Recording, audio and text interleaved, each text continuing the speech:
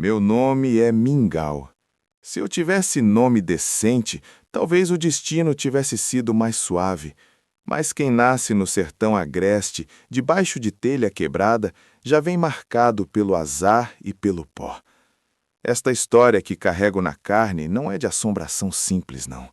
É de carne rasgada e osso que estala, do tipo que faz a gente questionar o sangue grosso que corre nas nossas veias e a escuridão que mora nos homens. Isso faz uns bons 30 anos, lá pras bandas de Carnaúba do Norte, onde o sol racha a pedra e a água é mais rara que milagre. A gente morava num lugarejo chamado Curralinho, um ponto esquecido que nem no mapa entrava. O isolamento era tão grande que às vezes eu achava que o mundo tinha acabado na cerca de arame farpada da nossa fazenda. A casa era um remendo de barro cru, de taipa mal feita, com telhado de palha que gotejava miséria em toda a chuva que dava.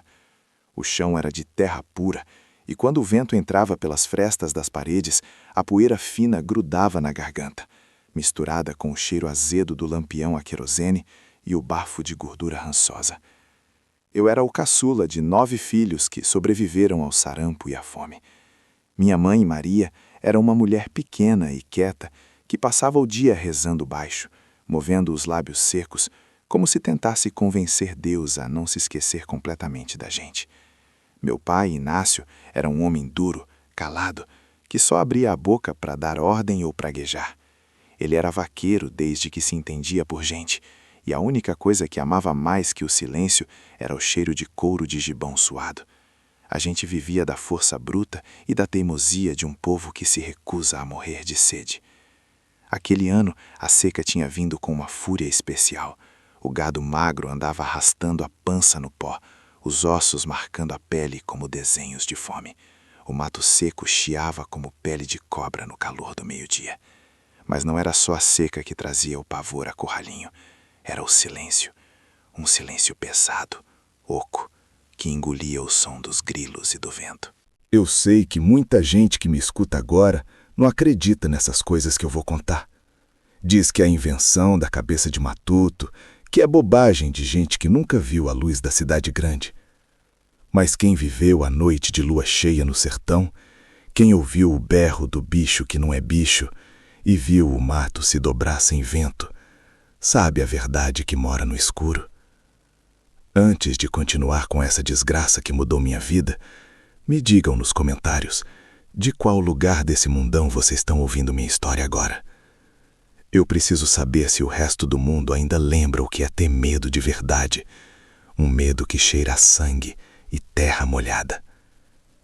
Pois bem, a história que me atormenta até hoje tem nome e sobrenome e envolve 2 homens que a gente conhecia bem, Zé Farpado e Quinca Boiadeiro, ambos vaqueiros, ambos fortes como touros, ambos sujeitos de respeito. Zé Farpado era conhecido por sua velocidade em laçar e Quinca por sua força para derrubar o gado no braço. Eles eram amigos de infância, parceiros de lida, mas carregavam um segredo pesado como pedra de moinho, uma maldição que corria na linhagem deles, passada de pai para filho, de lua cheia para lua cheia. A gente não sabia, mas o medo começou a se arrastar por perto muito antes da primeira transformação visível. O cheiro começou a aparecer nas noites de quarto crescente, um fedor de carcaça velha, de enxofre misturado com suor de animal. Não era cheiro de animal morto comum, era um cheiro denso, de maldade suada, que impregnava a água parada e o ar. Meu pai, que nunca demonstrava fraqueza, começou a trancar a porta da taipa com arame grosso, cruzando a espingarda de caça velha sobre a mesa. Ele mandava a gente dormir cedo e ficava sentado na varanda de terra batida, fumando cachimbo e olhando para a escuridão. O silêncio dele era mais alto que qualquer grito. E então vieram as perdas. No início pensamos que era onça ou cachorros selvagens, um bezerro aqui, um cabrito acolá, mas a maneira como os corpos eram encontrados não era caça, era raiva. O corpo do animal não era devorado completamente. As tripas eram puxadas para fora, a pele rasgada de forma violenta, e o pior, os ossos grandes, como os fêmures, estavam sempre limpos, roídos até o tutano, como se a criatura tivesse uma fome específica por cálcio, por força pura. Os cachorros da vizinhança pararam de latir. Eles choramingavam baixo, se escondendo debaixo da casa, com a cauda entre as pernas, olhando para o mato com um terror mudo. Era um terror que anunciava a chegada de algo maior, mais selvagem que a natureza. Naquela semana de lua cheia crescente, quando a noite parecia mais funda e a luz prateada da lua invadia as frestas da taipa como um fantasma, meu pai nos acordou. Ele não precisou falar. O som que vinha do brejo era suficiente para gelar o sangue. Não era uivo. Era um grito que tinha a força de um homem, mas a selvageria rouca de um lobo. Eram dois berros, um respondendo ao outro, próximos demais, intensos demais. Meu pai agarrou a espingarda, a mão tremendo ligeiramente, o medo finalmente vencendo sua teimosia sertaneja. Ele olhou para nós, seus filhos pálidos, encolhidos no chão batido.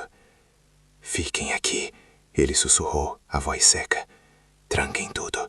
O bicho chegou, mas parece que o inferno veio em dose dupla dessa vez." O cheiro de enxofre ficou insuportável. Eu podia sentir o cheiro de sangue fresco, de terra revirada, e o som de galhos secos quebrando sobre um peso colossal, vindo do rumo onde moravam Zé Farpado e Quinca Boiadeiro. Eles moravam separados por uns bons 3 quilômetros de Caatinga, mas naquela noite parecia que estavam na nossa porta, prestes a começar a briga mais sangrenta que o sertão já tinha visto. E eu, Mingau, testemunhei o início daquela carnificina, escondido atrás da porta de madeira podre, tremendo com o som dos ossos estalando e dos uivos de duas criaturas que, sob a luz assassina da lua, deixaram de ser homens para se tornarem a própria fúria. A seca tinha trago a fome, mas a lua trouxe a maldição e o sangue estava prestes a jorrar.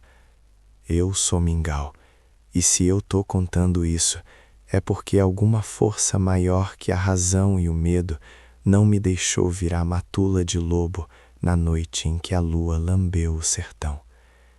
Eu estava ali, encolhido atrás da porta de madeira podre, quase desmaiando com o bafo que saía de mim, mistura de cachaça de ontem e suor frio de hoje. O som dos ossos parou.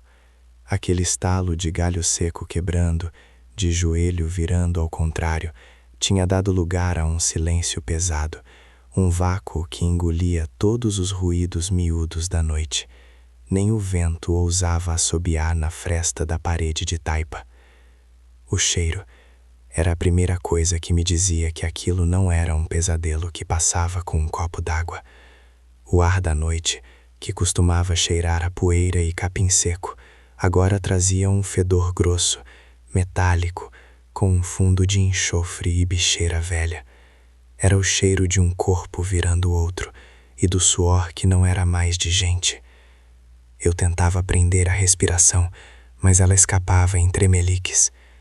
A única luz era a da lamparina quase sem querosene lá no canto e o raio pálido da lua cheia, que entrava pelas rachaduras da casa e desenhava no chão os dedos tortos das minhas mãos trêmulas. O curral não ficava longe, uns 10 passos da minha porta. Lá estavam os 2 bois, o carvão e o pólvora, a riqueza do vobendo, bichos grandes, acostumados com a lida, mas que sabiam quando a natureza estava fora de prumo. Eles deviam ter sentido o que tinha acontecido com o velho e com o Zé da Ripa, os dois virando bicho ali na moita de Mandacaru. Primeiro, um silêncio total dos bichos. Depois, um som que me cortou o peito. Não era mugido de raiva ou de susto, era um gemido. Um mugido que vinha do fundo da barriga, parecendo que o bicho estava sendo esfaqueado por dentro. Era o carvão chorando.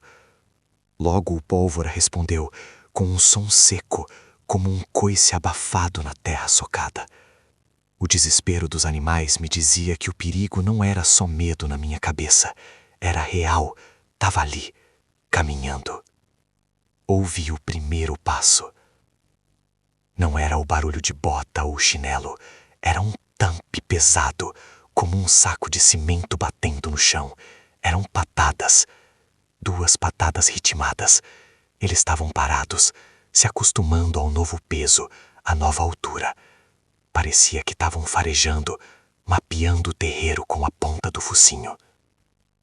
Eu podia jurar que ouvi o som de papa grossa pingando na terra seca. E então, o rosnado. Não era um latido de cão, era profundo, grave, uma vibração que entrava no meu ouvido e fazia cócegas na minha coluna. Era o Zé da Ripa, eu sabia. O rosnado dele tinha uma raiva velha, aquela fúria guardada que ele sempre teve com a vida. Mas agora, essa raiva tinha garras e presas. De repente, a caminhada cessou. Silêncio de novo. Eram predadores brincando, sabendo exatamente onde eu estava. Eu pensei em Volbento, o homenzinho que me criou, seco feito um pau-ferro, mas de coração mole. Agora, a besta que ocupava o corpo dele estava ali fora. Eu não tinha escapatória. O campo aberto era a morte certa e a casa era só um caixão de barro. O foco deles mudou. Escutei um movimento rápido, um raspar de garras na casca de uma árvore seca. E então, não foi um grito humano, foi a fúria do vento preso na garganta de uma criatura que acabou de descobrir sua força. Era o Volbento, o menor dos dois, mas talvez o mais faminto. Ele correu, o barulho foi de uma velocidade absurda, varrendo as folhas secas. O ataque não foi em mim, não de primeira. Foi no curral. O muro de pedra solta que cercava os bois tremeu, e veio o barulho de madeira rachando e pedra caindo. Foi a violência absoluta contra a carne bovina. O mugido do carvão não era mais choro, era pânico puro, e logo em seguida foi abafado. Eu ouvi os ossos. O som não é igual ao de osso de frango quebrando. É um som oco, grosso, como se tivessem esmagando um coco seco com um martelo de ferreiro. E o som de carne sendo rasgada, molhado, visceral. Eu estava enjoado, tapando a boca para não vomitar o restinho de angu que tinha jantado. O cheiro de sangue fresco e quente inundou a noite. Eles estavam se banqueteando. O Zé da Ripa, o maior, ficou ali mastigando o que tinha pegado, mas o outro, o Volbento transformado, não estava satisfeito. Ele tinha me sentido. Ele sabia que havia mais. Senti o Zamp traçado voltando, não para o curral, mas para minha parede. Lento, deliberado. Eu ouvi a respiração do lado de fora, tão perto que parecia que o peito dele encostava na tábua fina. O hálito era quente, pesado, fedendo a fezes e morte. E então, o som mais apavorante. Não foi um ataque súbito, foi um teste. Uma garra, grossa e curva como a foice enferrujada de um ceifador, entrou lentamente pela fresta vertical da borda. Ela arranhou a madeira, produzindo um ruído agudo, raspando na minha alma. A ponta da garra, escura e suja, estava a 1 palmo do meu rosto. Eu via o brilho úmido. Ele estava me cheirando. Eu podia sentir o calor da respiração dele atravessando o buraco da fechadura. Não havia mais Volbento. Só a fome que tinha virado a própria fúria da lua. Ele começou a forçar a garra na fresta, tentando encontrar um ponto fraco. Mas ele estava impaciente. Com um grunhido baixo, que parecia um sino rachado, ele deu o primeiro impulso. Não com as garras, mas com o ombro inteiro, jogando o corpo contra a porta de taipa. A madeira gemeu, soltando um estalo agudo. O pó de barro seco da parede caiu sobre a minha cabeça. Eu fechei os olhos, esperando sentir a garra rasgando minha pele. Era a hora do abate, e eu era o último bicho vivo que restava na casa. Ele ia arrombar a porta. Eu sentia cada músculo dele tensionando, pronto para dar o golpe final.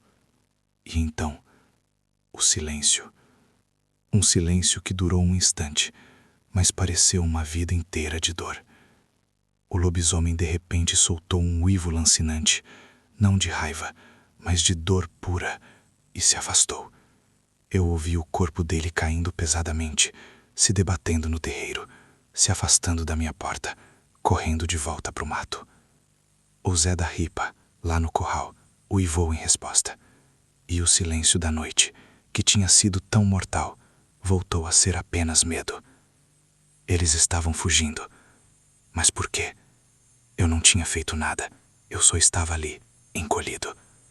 Foi aí que eu olhei para a lamparina e vi a sombra que tinha caído sobre mim. Não era minha. Era a sombra de um homem alto, esguio, que não estava ali antes. E ele segurava algo na mão. E a coisa que ele segurava pingava na terra e tinha cheiro de sangue de gente. Eu me virei devagar, sentindo o terror me puxar pelas tripas. Quem era aquele? E por que os lobisomens tinham fugido dele? Eu não tinha visto ele entrar, não tinha ouvido nada. Ele olhou para mim. Os olhos dele não tinham alma. Eram 2 poços fundos, escuros, mas brilhavam com a luz fraca da lamparina. Ele sorriu, e o sorriso não tinha alegria. Tinha um dente de ouro podre. E ele disse, com uma voz seca, parecendo areia: "Essa carne é minha, Mingau. Hoje você só observa. Eu sou Mingau, e juro por todos os santos que não sobrou nada daquele tempo que não fosse o fedor de medo no travesseiro e o ranger dos ossos quando o vento frio bate. O que vi naquela noite, meus amigos, não foi coisa que homem entenda, nem que o padre perdoe. Foi a boca do inferno aberta no quintal de casa." Eu estava enfiado no canto mais escuro do paiol, debaixo das sacas de milho embolorado. O cheiro de bolor e de rataria era forte, mas era um cheiro de vida perto daquele aroma metálico, de cobre velho que vinha de fora. O ar tinha parado de correr. Não tinha grilo, não tinha vento na palha do telhado. Só o silêncio grosso, pesado como uma rede molhada, e o som do meu coração tentando arrebentar a caixa das costelas.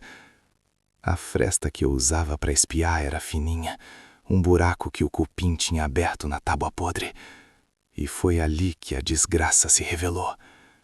Ele não chegou correndo, veio caminhando, pesado, lento, como quem tem todo o tempo do mundo para fazer a maldade. O bicho era alto, gente, muito mais que um homem, mas não andava como homem. Os braços, longos demais, quase arrastavam no chão de terra seca. O corpo era todo curvado para frente, a cabeça baixa, como um touro pronto para investir. O pelo era grosso, preto sujo, cheio de lama seca e sangue coagulado, parecia arame farpado. E o cheiro, o cheiro, não era só bicho, era podridão, era esgoto, era tripa de boi azedando sobre o sol. Deu vontade de vomitar ali mesmo, mas o medo segurou tudo, paralisou o estômago e a garganta. Ele levantou a cabeça. Eram só uns 10 metros até a pocilga, onde o Zé Porco, meu único suíno gordo, gania baixinho, sentindo o terror no ar. A luz da lua minguante batia de lado e eu vi o rosto. Não era rosto de bicho, nem de gente. Era uma blasfêmia. Os olhos eram fendas amarelas, vazias de alma, mas cheias de uma fome burra, animal. A boca, aberta numa respiração ofegante e úmida, mostrava dentes quebrados, pontudos, amarelos de cárie e vermelhos de matança recente. Saliva espessa pendia das presas. O Zé Porco soltou um guincho agudo de puro pavor, e foi como se isso fosse o estopim. O bicho se atirou. Não foi um salto de caçador esperto. Foi um impacto de trem. Ele atingiu a cerca de madeira podre da pocilga e a cerca explodiu em estilhaços. O ruído era ensurdecedor, quebrou o silêncio como um tiro de espingarda. O Zé Porco tentou correr, mas a criatura estava em cima dele antes que ele desse 2 passos. O som que veio a seguir eu ouço até hoje quando o pesadelo aperta. Não foi o som de mordida. Foi o som de carne rasgada, molhada e os ossos estalando como se fossem galhos secos sendo pisados. Um guincho final, estrangulado, e depois um silêncio úmido. A criatura estava ajoelhada sobre o que restava do porco. Eu vi o movimento das mandíbulas, a cabeça balançando de um lado para o outro e a poça escura se espalhando na terra. Eu podia ouvir ele mastigando, um barulho grotesco, pastoso, a carne sendo arrancada do osso com um som de ventosa. Eu estava em prantos, mudo, sem conseguir respirar direito.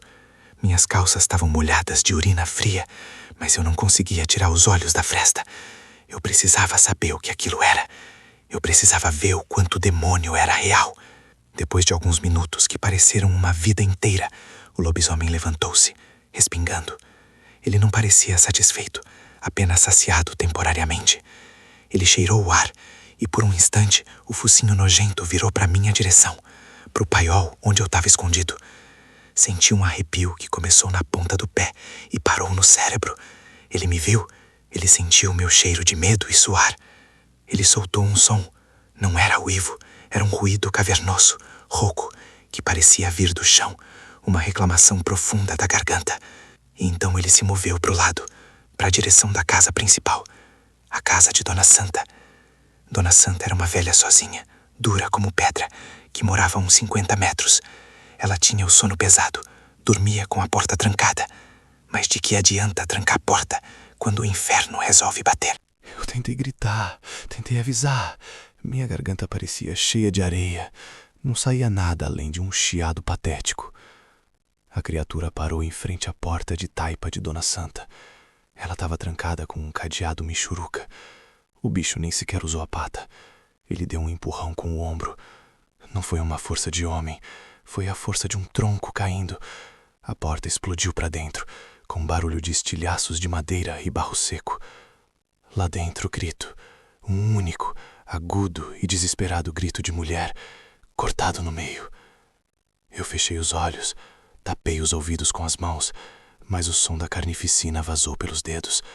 O som de móveis sendo tombados, o baque de um corpo, e depois, de novo, o barulho molhado e visceral. Eu imaginei o que estava acontecendo. Não precisava ver. Minha mente traiçoeira pintava o quadro. A carne esmagada, a lamparina derrubada, as paredes de taipa salpicadas de vermelho escuro. Durou o tempo que leva para ferver um bule d'água. Quando abri os olhos novamente e espiei pela fresta, ele estava voltando, mais pesado, pingando alguma coisa escura.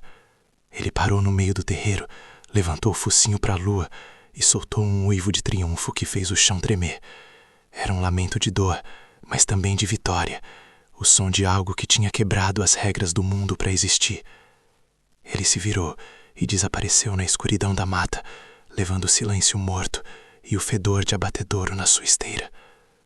Eu fiquei ali, mingau, no meio do cheiro azedo do meu próprio medo, olhando para a casa arrebentada de Dona Santa, para o sangue preto na terra e para os restos do Zé Porco. Eu sobrevivi, mas era como se a criatura tivesse levado metade da minha alma com ela. Eu sou testemunha do que o demônio faz quando o homem falha em resistir à sua maldição. E não há volta para quem vê isso. Não há descanso. Eu ainda sinto a baba quente dele cheirando o ar a centímetros da minha tábua. Eu vi a maldade sem freio, e ela tem garras e dentes, muitos dentes.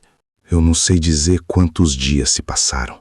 O tempo aqui no sertão já tem suas manhas, mas quando a carne arrebenta e o espírito quase desliga, a gente perde a conta das manhãs e das noites. De repente, a vida não é mais medida pelo sol, mas pela dor que pulsa no lugar das tripas. Acordei sentindo um cheiro ruim. Não era só o cheiro do meu próprio suor azedo e da terra molhada que tinha grudado na minha camisa.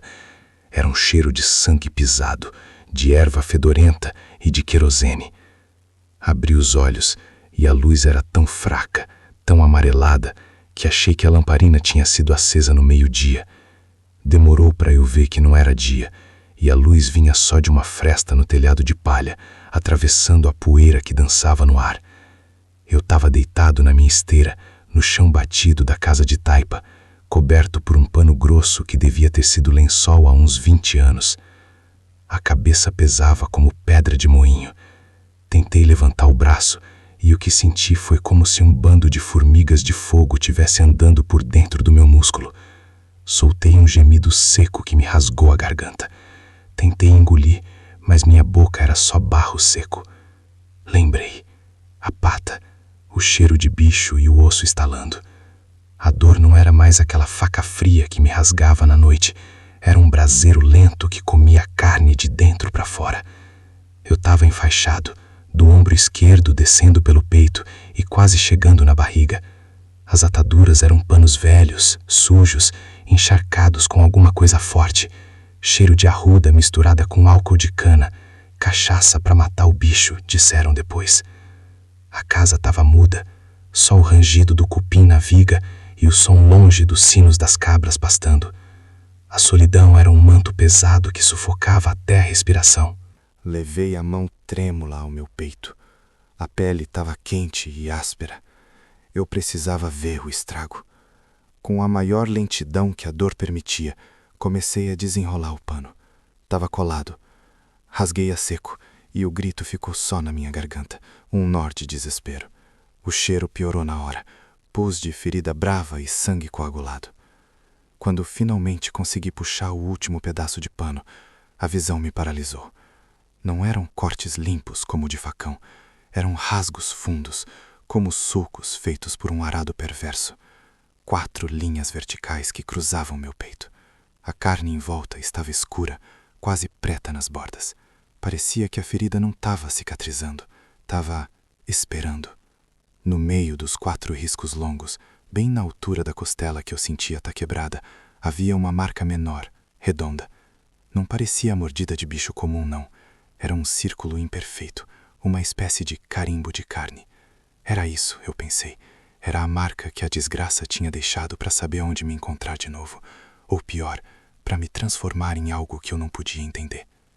Sentei-me apoiando-me na parede de taipa que cheirava a barro úmido e formiga. A cabeça girava. Olhei para o chão, para as sombras que pareciam se contorcer na sujeira. Quem tinha cuidado de mim? Quem tinha tido a coragem de me tocar depois que o lobisomem, ou o que quer que fosse aquilo, me deixou como resto de matança? Foi a velha Carmo. Ela apareceu na porta, uma sombra miúda contra a pouca luz. Ela não falava, só resmungava e movia a cabeça. Tinha a pele curtida como couro de gibão e os olhos d'água que pareciam ver coisas que a gente não via. Ela me trouxe um gole de água fresca que desceu queimando minha garganta e depois uma gororoba de caldo de galinha com pimenta. Enquanto eu comia devagar, com a mão tremendo, ela se sentou a uma distância segura, puxando uma cadeira de 3 pernas. "Você tá marcado, mingau", ela disse, a voz como cascalho sendo arrastado. "Ele não quis te matar. Ele te fez de aviso." Eu parei de mastigar. Aviso de quê, Evocarmo? Do preço de saber demais, ela respondeu cuspindo no chão. Você viu o bicho na sua forma mais suja. Ele te deu a chance de escolher. Ou você morre na próxima lua, ou você dedica a vida para não morrer. A maldição pega quem ele morde e não morre no ato. Você tá com o fel dele no sangue. Eu olhei para o meu peito, para a carne escura e feia. Não era só a dor do corte, era o peso daquela certeza.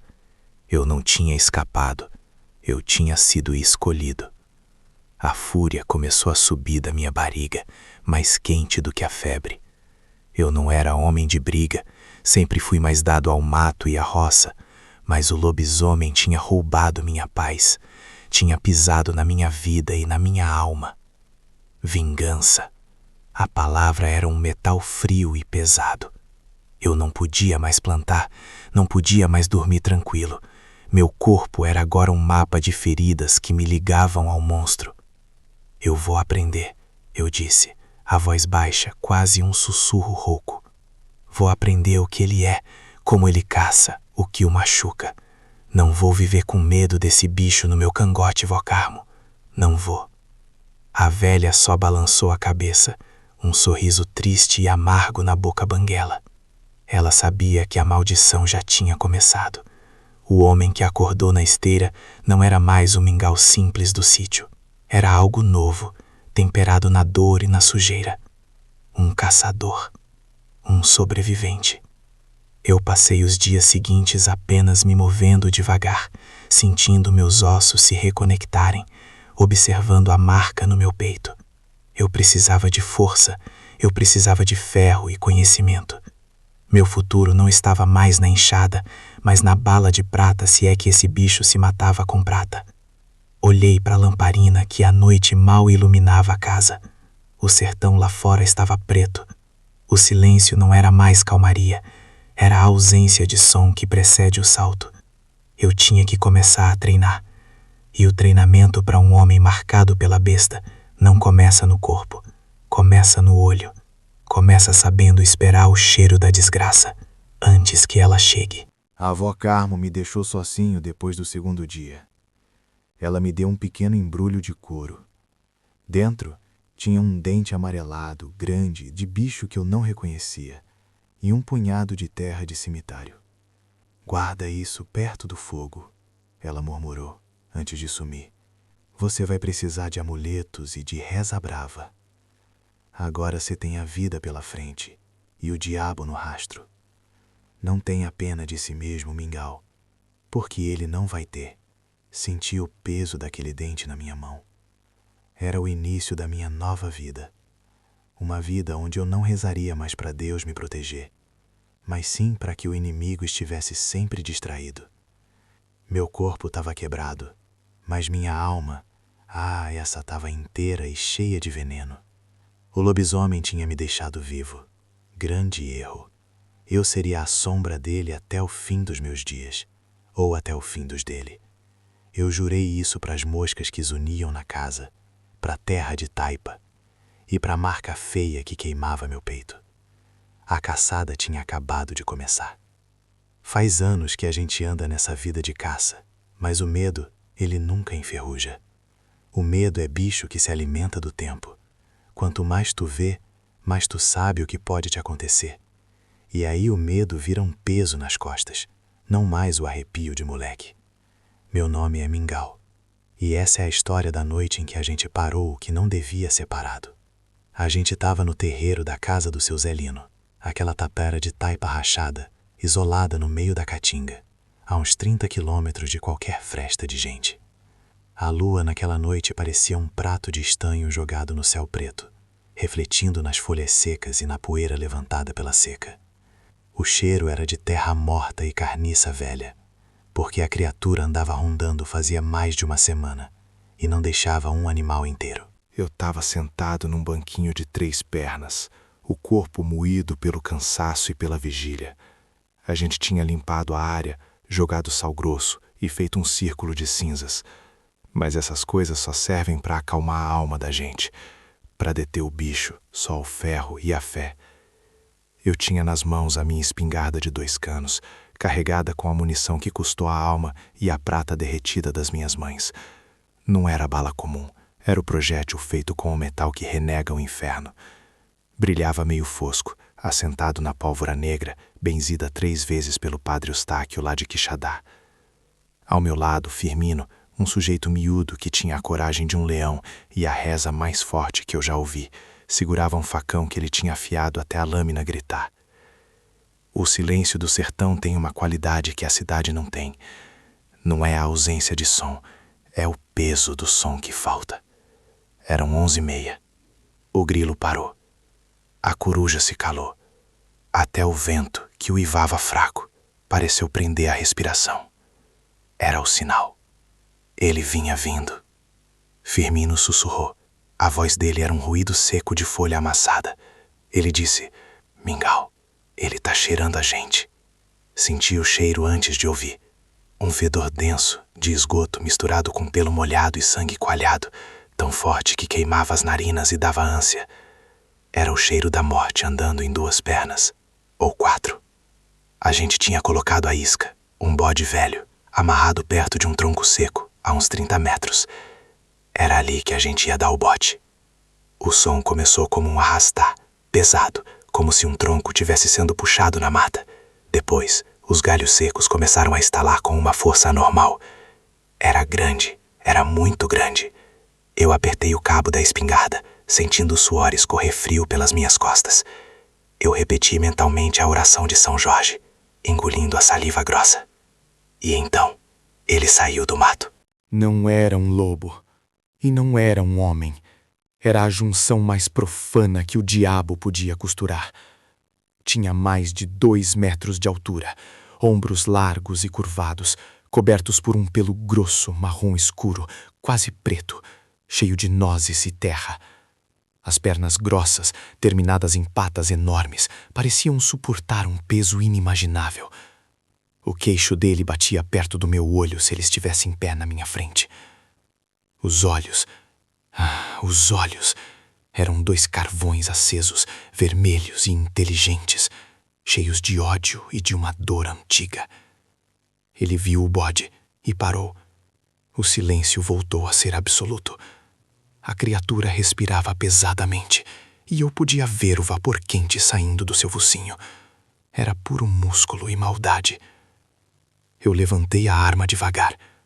O plano era atirar o primeiro tiro, o de prata, no peito.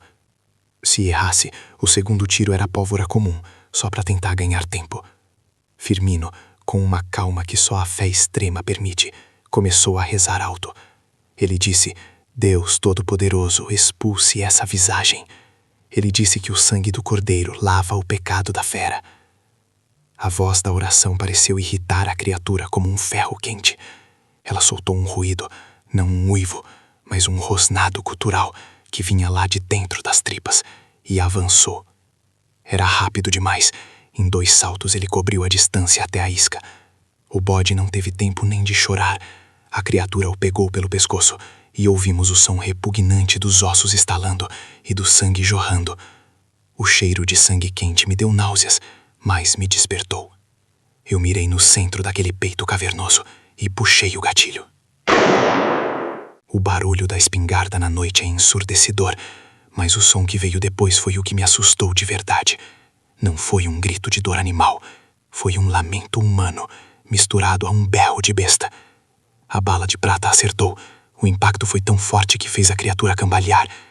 Ela soltou o corpo do bode, que caiu como um saco de farinha, e olhou para mim. Onde a prata tinha entrado, o pelo estava queimado, soltando fumaça com cheiro de enxofre. Mas não o derrubou, apenas o enfureceu para além da razão. Ele se esqueceu da comida e veio para cima de nós. Eu gritei para Firmino: corre, Firmino! Mas ele não correu. Ele ergueu o facão e ficou parado, recitando a oração dos 5 cumes.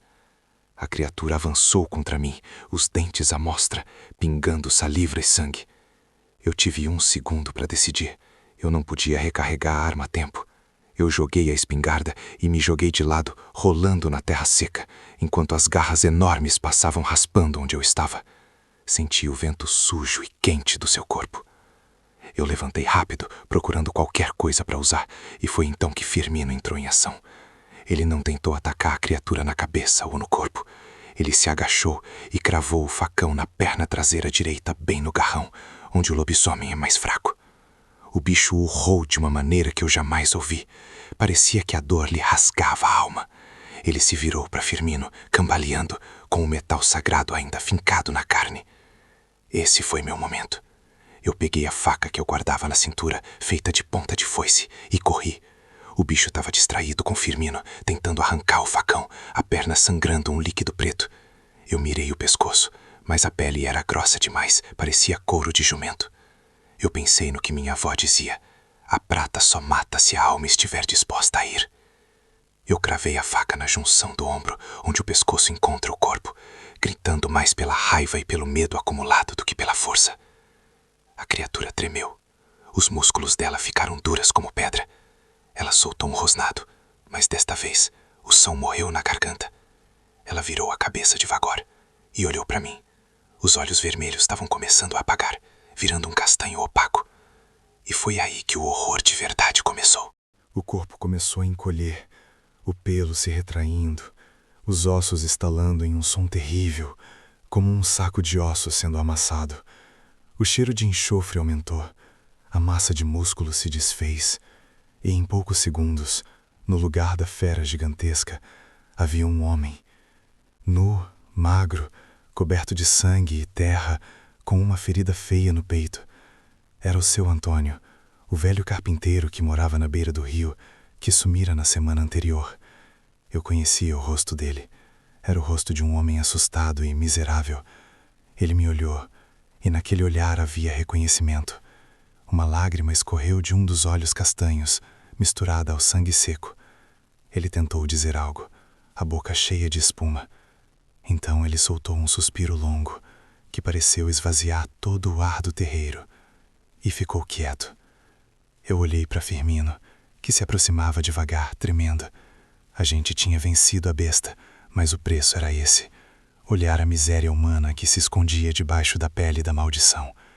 Firmino tirou o facão da perna do corpo e a gente ficou ali, no meio do cheiro de pólvora e sangue, esperando o sol nascer sobre o cadáver do homem que tinha sido uma fera. A gente sempre vence, mas nunca se sente vitorioso. A prata mata, mas a gente é que carrega o peso. E o medo? Esse bicho nunca morre. Ele só muda de dono. Eu já disse que não tem sossego para quem mexe com essas coisas, Mingau. Não tem. A gente mata um demônio e nasce dois na escuridão que fica. Fica só a poeira e o cheiro forte de sangue azedo, misturado com pólvora queimada na tabatinga da casa. Fica o silêncio, pior que o grito. Um silêncio que mastiga a alma da gente e cospe fora só quando o galo canta a segunda vez. Eu tô aqui agora, a lamparina quase morrendo. O querosene já tá no talo e o pingo que sobra na caneca é só o amargor do café de ontem. A vida, meu amigo, depois que a gente vê o que tem por trás da cortina, ela vira um corredor frio, comprido, e a gente não encontra a porta para sair mais não. Eu perdi a conta de quantas noites passei olhando para a fresta da taipa, esperando que o bicho voltasse, ou que outro pior viesse me buscar para pagar o que eu devo. Dizem que quem caça o lobisomem acaba virando caça. Mangar de Deus é fácil, mas quem mangou mesmo foi o destino quando me botou nesse caminho. Eu comecei só querendo proteger o gado do meu pai, mas terminei protegendo o mundo inteiro, sem que ninguém soubesse e sem que ninguém me agradecesse.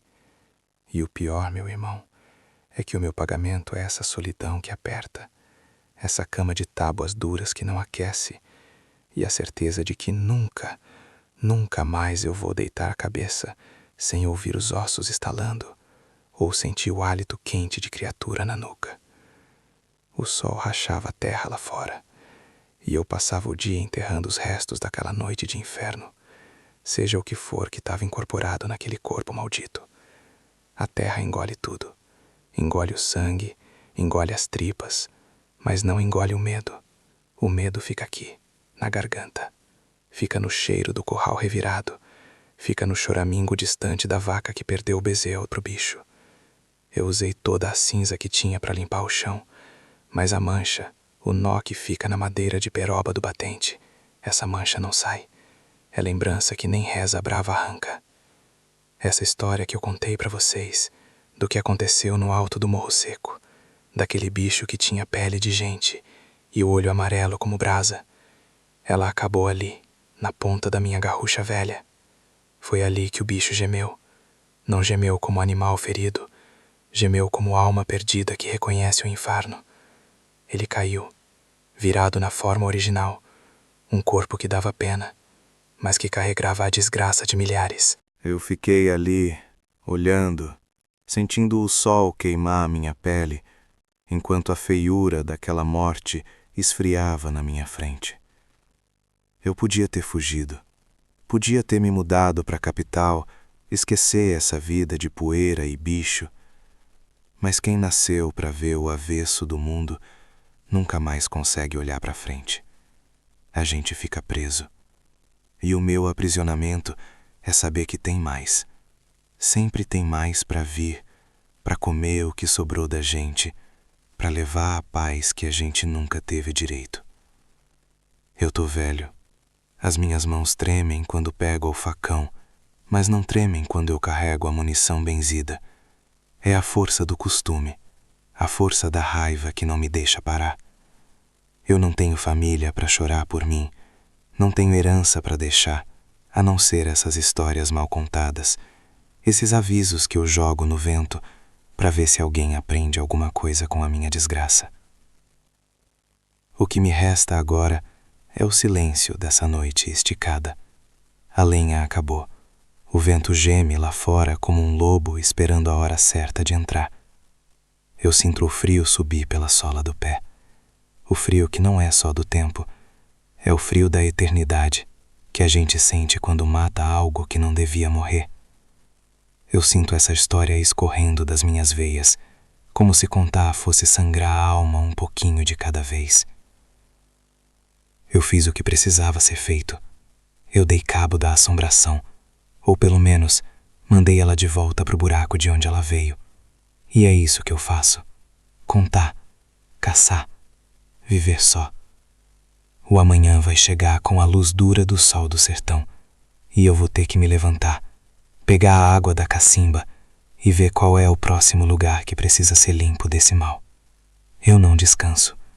E se você teve coragem de ouvir até aqui, de sentir o cheiro de morte e de mato comigo, de caminhar nessa escuridão que é a vida de Mingau, então você já é um dos meus. Se você teve coragem de ouvir até aqui, deixe seu like e se inscreva no canal O Caçador de Lobisomem, para não perder o próximo relato. Eu te espero na escuridão. Fiquem com Deus, se Ele deixar.